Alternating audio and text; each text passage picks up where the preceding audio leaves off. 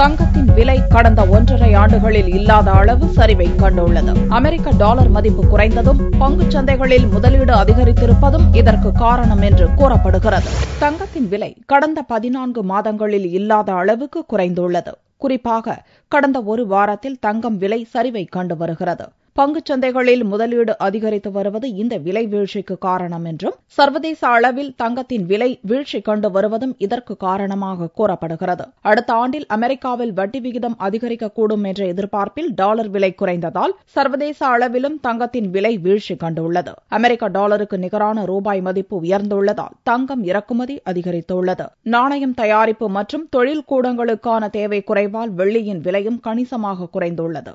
சென்னையை பொறுத்தவரை சனிக்கிழமையன்று ஒரு சவரன் தங்கத்தின் விலை மேலும் 56 ரூபாய் குறைந்து 20,080 ரூபாய்க்கு விற்பனையானது. 1 கிராம் ஆபரண தங்கம் 2,510 ரூபாயாக இருந்தது.